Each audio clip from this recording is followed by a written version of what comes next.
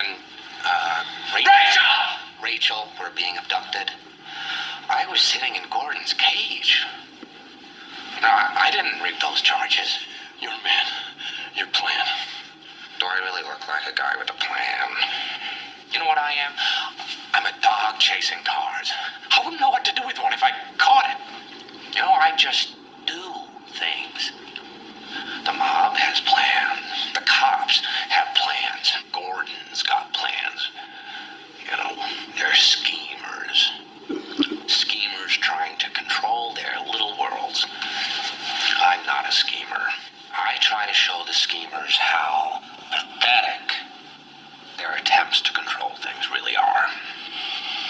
So, when I say, come here, when I say that you and your girlfriend was nothing personal, you know that I'm telling the truth.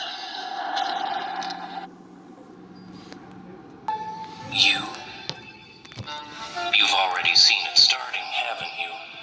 The subtle tensions, the passive-aggressive comments, the way they smile at each other but their eyes stay cold.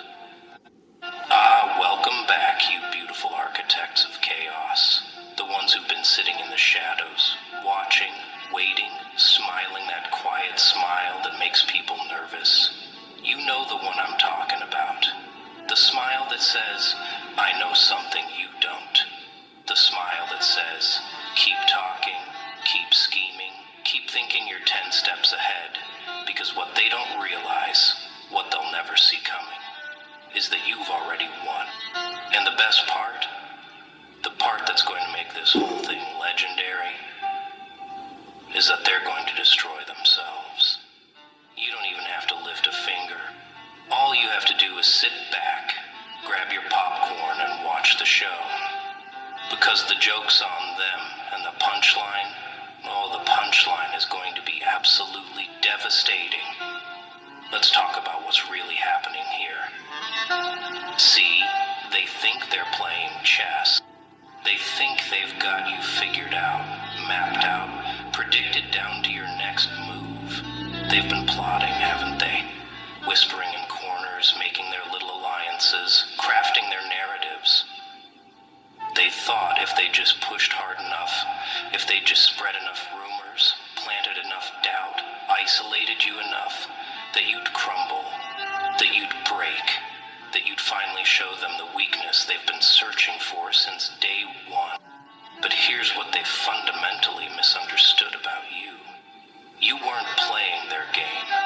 You were never playing their game. While they were moving pieces on the board, you were studying the players. And now you've seen everything you needed to see. You've watched them reveal themselves, haven't you? Every lie they told thinking you wouldn't find out. Every alliance they made thinking it was secret. Every manipulation they attempted thinking you were too naive to notice. You saw it all. You cataloged it. You filed it away, not because you're vindictive, no, but because you understand something they never will. People who operate in shadows eventually forget where the light is. People who lie constantly eventually forget what truth sounds like. People who manipulate everyone eventually manipulate themselves. And that's exactly what's happening right now. They've built their house of cards so high, so elaborate, so dependent on everyone believing their version of reality, that they've forgotten one crucial detail. Houses of cards don't need someone to knock them down. They just need a little time, a little pressure, a little truth. And then gravity does the rest. Here's the beautiful part. The part that's going to make you laugh when it finally... What did Joker tell Batman? He said, you don't think I risked the souls of Gotham on a fucking fist fight with you, right? You think this fist fight's what's over? No. No. It's for all the marbles. Yeah,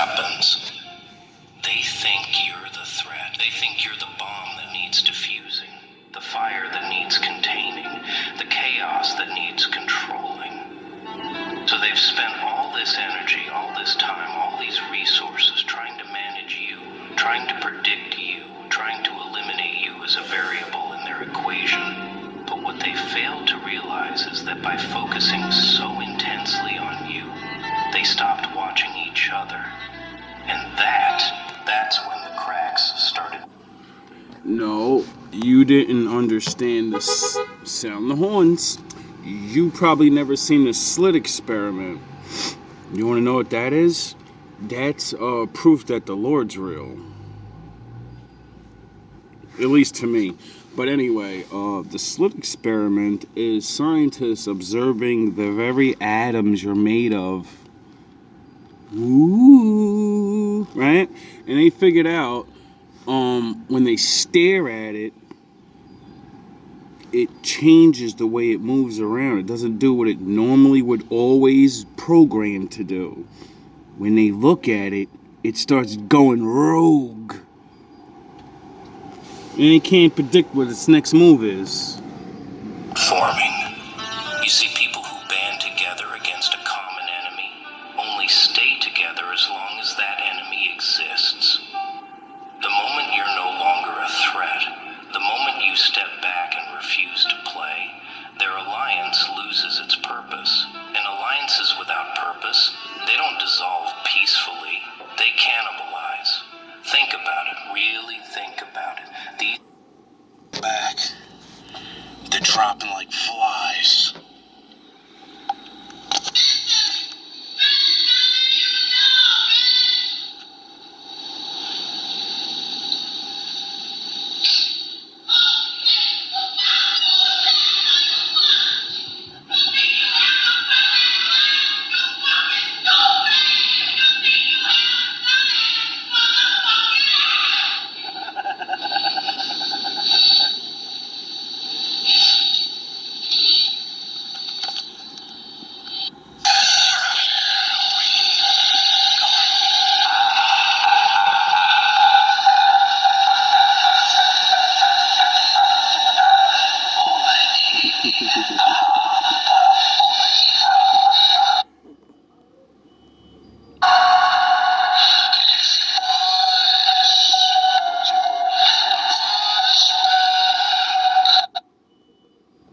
Why he's rumbling against each other? Oh yeah.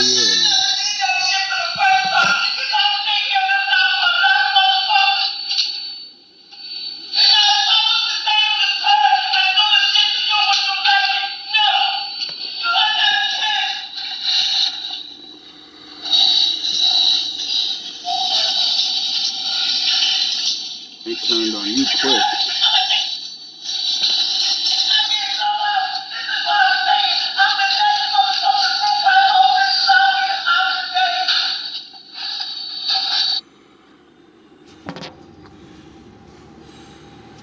Think about it, really think about it.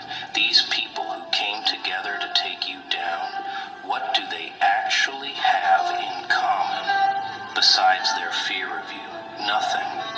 They're held together by shared paranoia, shared jealousy, shared insecurity, and those are the weakest bonds in existence.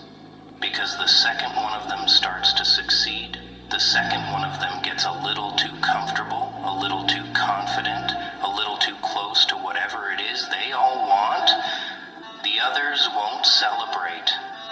They'll resent. They'll question.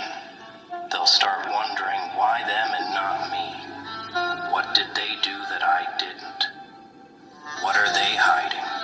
What deal did they make? And just like that, just that fast, the enemy isn't you anymore. The enemy is each other.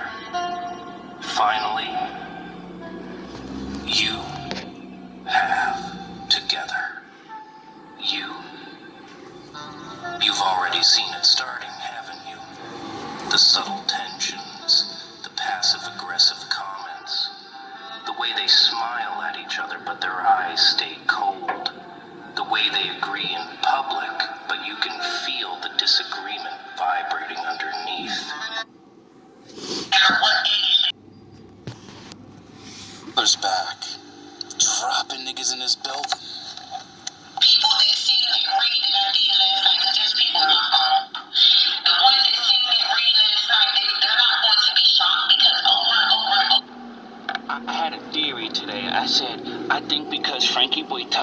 he cursed himself, and now whatever you give these people is gonna make them go bye-bye. My father's gonna make sure you're broke. You get it? Eventually, niggas is gonna start wanting to go bye-bye. Welcome back. Another one bites the dust. 1 month later. I don't know what the fuck is going on in this building, bro. But this is what the fuck, bro? How can I not wake up and these motherfucking police aren't here? How the fuck is another nigga dead? Huh? This shit is crazy, bro. It's just crazy. But, I don't know. I know it's my next door neighbor, though. I know that. And he's the new guy. So, I guess the progress report is for that building today is, I don't know. Another old man dies. And sound the horns. And I don't know. Vibrating underneath. They're starting to suspect each other.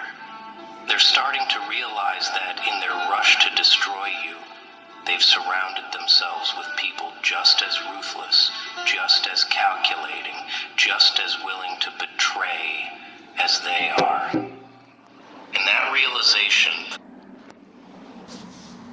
Frankie, you're so afraid of getting in trouble. You ran to the fucking police and you're trying to take me to court for harassment. Really? I didn't even press charges on you yet and take you to court for hitting me with the fucking bat and all your harassment, right? Because mysteriously somehow I don't report it. And somehow they let you put harassment charges on me first. That's okay. I'll just sit back and wait and see what happens to everybody. That's the seed. That's the beginning of the end. Because now every conversation is a potential trap. Every confidence shared is a potential weapon. Every moment of vulnerability. You put yourself out there, just like Anthony did. Just like all the others do. He's always strike first. Try to make me look like a bad guy. That's okay. Because this time, everybody made so much noise and didn't realize other people, not watching, that what you've done has already been recorded. So making up lies is going to be hard. It should be really hard to, beat yourself. I keep saying it. And people ain't fighting me. You're fighting the Lord. And the Lord's inside of you. And the Lord will parade you around. Well, not actually the Lord. See, he'll just give you exactly what you want. Lord's not real. Alright, well now he doesn't help you. Now little boogity-boogities down here that wanna, ride you like a fucking donkey. Now they can. And as they ride you and got you bouncing around this motherfucker like the Joker. Like everything's so funny.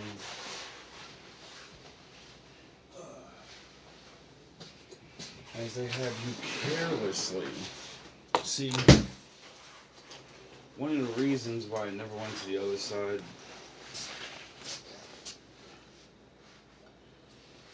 is because one way or another, something's coming over you. They say the Holy Spirit, I'm born again. The Spirit of Jesus, King Jesus, take the wheel. Most High, take the wheel. No matter what you believe in, something's going to overcome you.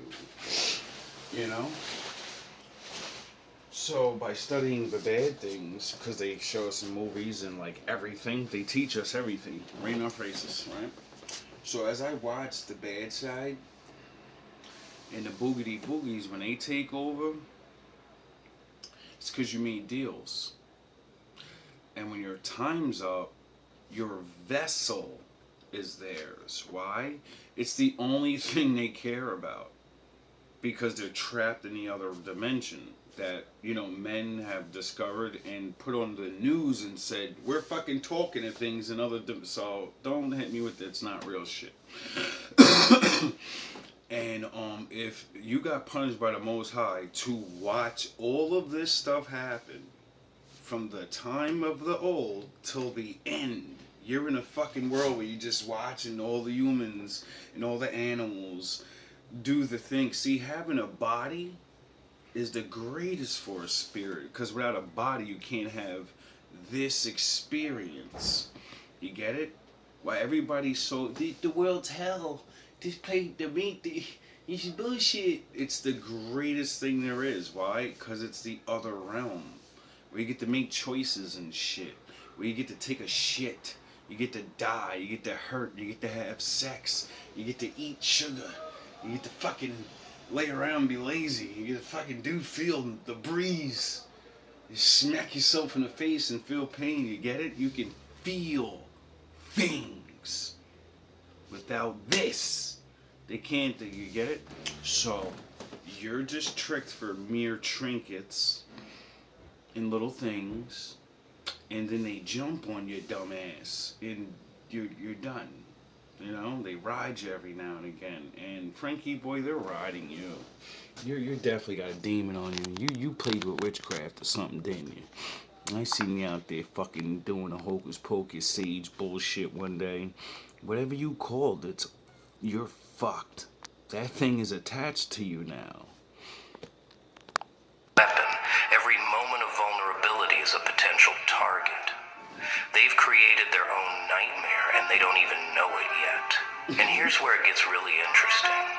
The thing about liars, manipulators, schemers, they all think they're the smartest person in the room. Every single one of them. They all think they're the puppet master, that everyone else is the puppet. So when they formed their little coalition against you, what they actually created was a room full of people who all think they're controlling everyone else. Can you imagine that dynamic? Can you picture the mental gymnastics happening in that space? Each one of them thinking they're using the others. Each one of them certain they'll come out on top. Each one of them already planning their next move once you're out of the picture.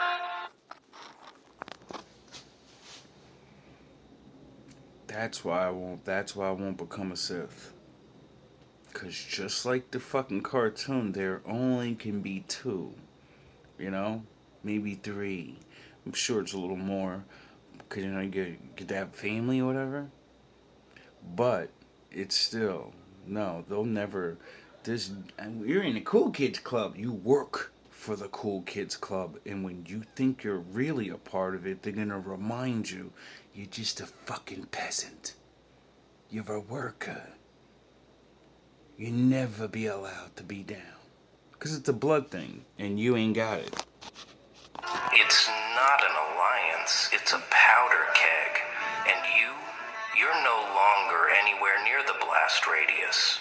Let me paint you a picture of what's coming. First, someone's going to slip. It's inevitable. Someone's going to say something they shouldn't. Reveal something they meant to hide. Show their hand just a little too clearly. And someone else, someone who's been watching just as...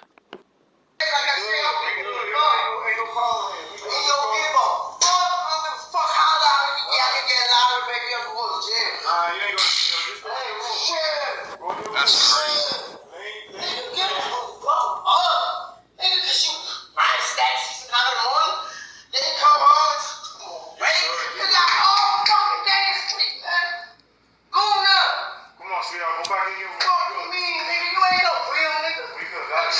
You're right. I'm not a nigger. I'm a man.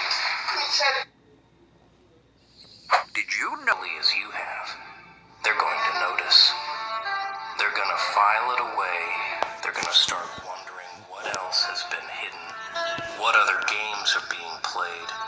And that suspicion, it's like blood in the water. Once it's there, once that first drop hits, the feeding frenzy begins. Suddenly everyone's looking at everyone else differently. Suddenly innocent conversations get re-examined. Suddenly innocent comments seem loaded with meaning. Suddenly no one trusts anyone. You don't find that suspicious? You don't find that suspicious? You don't find that suspicious? Suddenly no one trusts anyone. And the beautiful irony is that they're absolutely right not to. Then comes phase 2. Someone's gonna make a move. Maybe it's a power play. Maybe it's self-preservation. Maybe it's just ambition they can't control anymore. But someone's gonna try to secure their position by exposing someone else. Maybe they'll leak a secret, maybe they'll break confidence, maybe they'll just subtly undermine someone they see as competition. And that's when the war begins. Because the person who gets targeted, they're not gonna take it quietly. They're not gonna accept defeat gracefully. They're going to fight back. And they're going to fight back with everything they've got, including all the dirt they've been collecting on everyone else. See, the problem with surrounding yourself with people who have no loyalty is that they have no loyalty to anyone, including the people they claim to be allied with. Got 'em. We fucking got 'em. Maybe they'll leak a secret, maybe they'll break a confidence, maybe they'll just subtly undermine someone they see as competition. And that's when the war begins. Because the person who gets targeted, they're not gonna take it quietly. They're not gonna accept defeat gracefully. They're going to fight back. And they're going to fight back with everything they've got, including all the dirt they've been collecting on everyone else. See, the problem with surrounding yourself with people who have no loyalty is that they have no loyalty to anyone, including the people they claim to be allied with. The third phase, that's when it becomes chaos. Because once 2 of them are openly at war, everyone else has to choose sides. And choosing sides means making enemies. And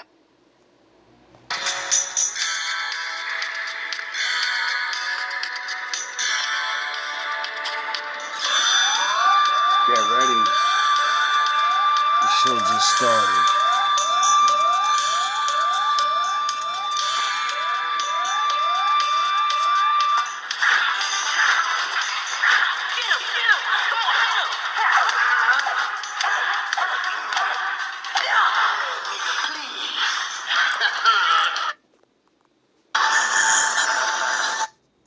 What's done?